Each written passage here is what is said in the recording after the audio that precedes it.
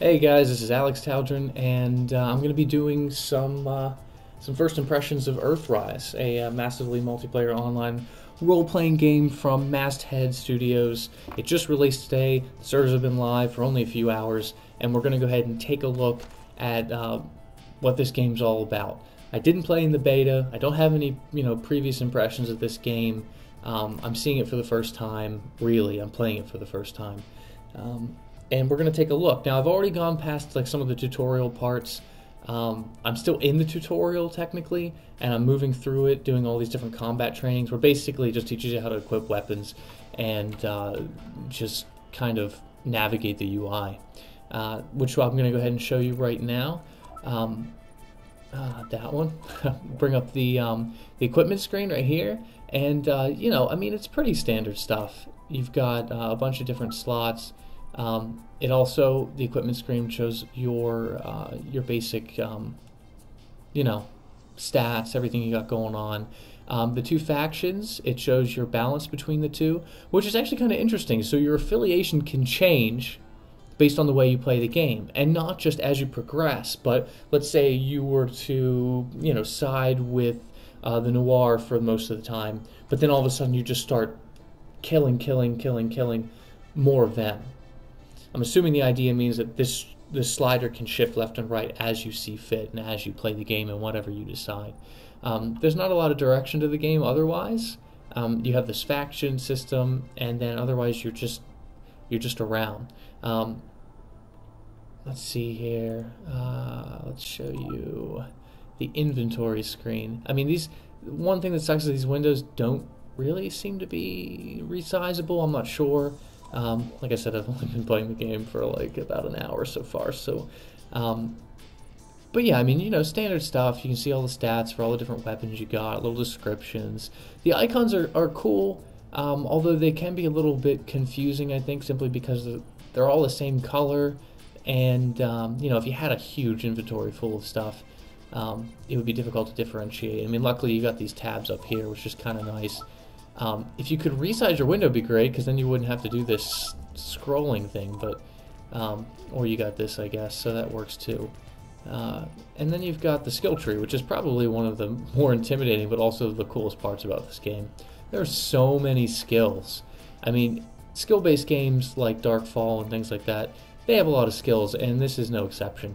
And you click on any of these things, and there you go. You know what I mean? Like, you got all these different progressions you can move through. The combat skills actually have what you would see as like the different things you can use.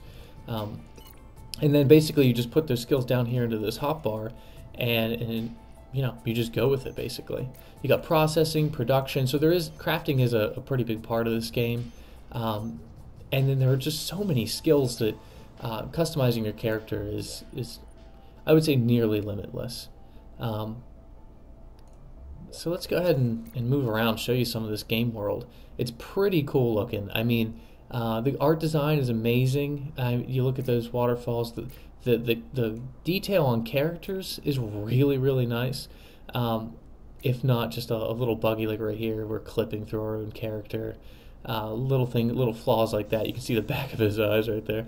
And the hair seems to be a little bit funky on this particular model. And you're going to find glitches like this. I've already found a ton of glitches like this. These big robots, they're just tutorial dudes. They're not really anything to worry about. Go ahead and bring up the map so you can get an idea about this game world. This is pretty much everything I can see. And then you've got all these different teleports, which are interesting. The Find Me button's kind of cool, except it doesn't really work if you're up in the corner. But it's pretty interesting. You can add annotations to it, do the filters or whatever. But it's a pretty good game world. And interestingly enough, it doesn't seem to be instanced at all. So as I'm moving through these teleporters, it's literally just warping my character to another spot on the map. No load screens or anything like that. So go ahead and teleport to the shotgun and flamer training area, which is the next area I'm going to. And like I said, it just moves me to somewhere else on the map, which is pretty cool. But the effects that you can see in the distance fog, very, very interesting. The detail is nice. I mean, visually, it's a really nice game. Sound effect wise, it's a little subpar, I think. You can, the weapons don't really stand out as being all that powerful. They don't have that punch that you kind of get from other games. But, that's something that you can kind of overlook. I do have shadows turned off, so the game isn't on max settings. It's pretty close, but it's not on max settings, and the only reason why is because when I turn shadows off, I get like a boost in frame rate by about like 100 frames. So as you can see, it is a little laggy right now, and that's partially because of the launch, partially because of the game itself. If you've ever seen the YouTube videos for the game trailers, there was some rubber banding in those promotional trailers, so there's bound to be some here. As far as the controls go, they're pretty solid. I mean, you can't actually customize your keys, which is a huge flaw. That you can customize your keys by editing the INI file, but otherwise, no key customization at all. So here we go. We're going to go ahead and kill some of these guys. You can see the combat. The combat, it's not tab targeted, so you basically just run up. Even with melee, you just kind of run up to them until the reticle comes up, and then you just kind of lay waste to them. This is obviously pretty laggy right now, so it's not a very good intro. But you can hear the gun. It just kind of sounds kind of lame. There's not really much of a punch to it. Of course, I do have the sound turned down, but it really just sounds like someone's, dropping change on the floor. Either way, though, I mean, the combat system itself is a great idea. This is something that I've always wanted to see in an MMO, and it's just unfortunate to not see it executed the way I would have imagined it executed. But it's a pretty good concept. I mean, you click to fire, you click to swing your blades if you're using a melee weapon, and you just hover over until the reticle turns red, and then you hit them. And even if it's not red, there's still potential that you could hit them, which is kind of interesting, especially with weapons that have a larger spread.